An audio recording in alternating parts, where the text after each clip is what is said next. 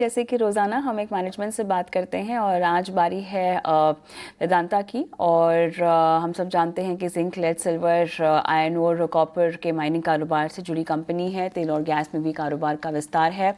राजस्थान और आंध्र में कई ब्लॉक्स हैं। डीमर्जर को लेकर फिलहाल क्या अपडेट है, इसके साथ साथ जीएसटी में कमी से मांग बढ़ेगी तो कितना सपोर्ट मिलेगा, कैपेक्स और ग्रोथ आउटलुक पर हम बातचीत करेंगे। वेदांता के एग्जीक्यूटिव डायरेक्टर अरुण मिश्रा हमारे साथ जुड़े हुए हैं। अरुण जी, आपका बहुत बहुत स्वागत है कॉर्पोरेट कनेक्शन में। और जीएसटी बोनांजा से ही हम शुरुआत करेंगे क्योंकि अपने आप में ये एक बहुत ही फ़ायदेमंद है।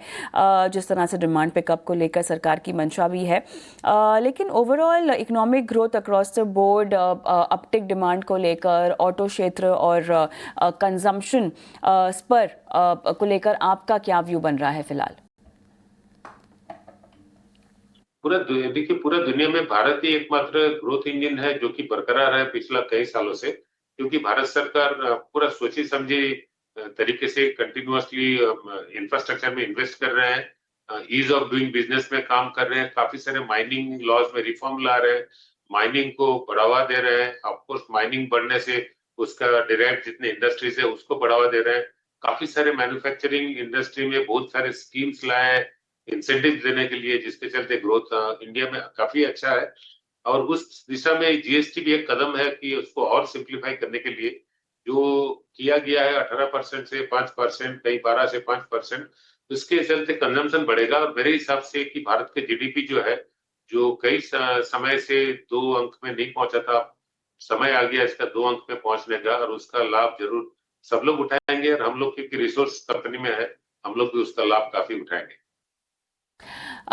सर, यहाँ पर अब ये बताइएगा कि ग्लोबल ट्रेड फ्लो जो है कमोडिटीज़ को लेकर, वो किस हद तक डिसरप्ट होने की संभावना है, इस पर पूरा आकलन किस तरह से? जरूर असर तो वर्ल्ड ओवर पड़ेगा गुड्स मूवमेंट में, बट आप देख रहे होंगे कि पूरा वर्ल्ड भी अपने आप एक नया समीकरण बन रहा है देशों के अंदर, नए बाजार खुल रहे हैं, लोग नए नए एग्रीमेंट कर रहे हैं, नया करेंसी के ओर जा रहे हैं। हालांकि वेदांता में हम लोग पूरा फोकस्ड है इंडिया के अंदर में डोमेस्टिक मार्केट में बेचने के लिए। हमारे बिजनेस का हार्डली 2-3% से भी कम जो है वो रेवेन्यू अमेरिका में बिजनेस से आता है। तो हमारे पूरा ऑपरेशन डोमेस्टिक है। थोड़ा बहुत हम लोग भारत के आसपास जो देश है, नेबरिंग कंट्रीज है, और जो middle east, south east Asia, इसमें हम लोग बिजनेस करते हैं, वहां कोई असर नहीं पड़ने वाला है। तो इसमें हमें कोई अनड्यू वरी नहीं है। हम कंप्लीटली ग्रोथ फोकस्ड है, और इंडिया के अंदर में डोमेस्टिक डिमांड जब तक बरकरार है तो हमें उतना चिंता भी नहीं है। सर, डीमर्जर्स पर बातचीत करते हैं। अब मेरे ख्याल से लगभग 2 साल के आसपास हो ही गया है जब से अनाउंसमेंट हुई है, और अब एनसीएलटी की नेक्स्ट हियरिंग शेड्यूल भी है लगभग 17 तारीख के आसपास। फिर भी आप हमारे साथ जुड़े हैं और इसीलिए थोड़ा सा स्टेटस चेक चाहते हैं आपसे, क्या प्रोग्रेस है? तो डीमर्जर का काम सब तो हो चुका है, ये केवल फाइनल व्हिसल के लिए वेट कर रहा है। तो क्योंकि कहीं कहीं जो हमारे 99.5% से ज्यादा भी हमारे क्रेडिटर का अप्रूवल मिला हुआ है। हालांकि लास्ट मिनट क्लैरिफिकेशंस लोगों का जो भी है, बातचीत हो तो कोर्ट रूम में होगा ही। और हमें उम्मीद है कि इस साल का अंत होने से पहले हम लोग डीमर्जर के अनाउंसमेंट कर पाएंगे, और हमारे जो शेयर होल्डर्स हैं उनको लाभान्वित कर पाएंगे हम लोग नया नया एंटिटी बना करके। क्योंकि ये प्योर प्ले फॉर्मेट है, हर मेटल का अपना वैल्यू मार्केट में मिलना चाहिए, और लोगों को उसका बेनिफिट जरूर दिखेगा जब हम लोग इस डीमर्जर को अनाउंस करेंगे। ऑलमोस्ट आखिरी दौर में ही है, तो बहुत जल्दी ही इसका कंप्लीशन हो जाएगा। चलिए, इंतज़ार रहेगा फिर इस अनाउंसमेंट का भी।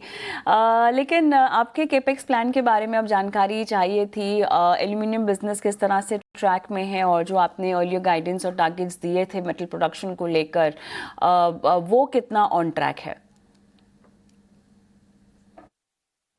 हमारे सारे कैपेक्स प्रोजेक्ट जो है वो अपने दिशा में सही कदम पर चल रहे हैं। और जिसमें एल्यूमिनियम प्रोडक्शन हो लांजीगढ़ में, जिसमें हमारा एल्यूमिनियम प्रोडक्शन हो झारसुगुड़ा, बाल्को में बाल्को का एक्सपेंशन प्लान, बाल्को का वैल्यू एडेड प्रोडक्ट प्लान सारे समय में है। और जैसे पहले हम लोगों ने प्रॉमिस किया मार्केट को, उसी समय में सारे प्रोजेक्ट हम लोग खत्म करेंगे। सर यहाँ पर वीडीएल ने दो एडिशनल माइनिंग ब्लॉक्स जो हैं उनको अक्वायर किया हुआ है क्रिटिकल मिनरल्स के लिए, खासतौर से जिसमें कि निकल, क्रोमियम, कोबाल्ट और बाकी तमाम ज़रूरी मिनरल्स भी हैं। अब काफ़ी क्योंकि बज़ अगर हम देखें तो इनके इर्द गिर्द चल रही है, अगर हम रेयर मेटल्स की बात करें, किस तरह से आपको लग रहा है कि जितने भी क्रिटिकल मिनरल्स हैं इंक्लूडिंग रेम, प्रोग्रेस कितनी है फ़िलहाल इसको लेकर, और किस तरह से इसका इम्पैक्ट भी हम आने वाले समय में बढ़ता हुआ देखेंगे आपकी ओर से? तो वेदांता और वेदांता का अंडर में हिंदुस्तान जिंक दोनों ग्रुप को अलग अलग से काफी सारे क्रिटिकल मिनरल ब्लॉक्स मिले हुए हैं। उसमें वेनेडियम भी है, ग्राफाइट भी है, उसमें पोटास भी है, उसमें मोनाजाइट भी है।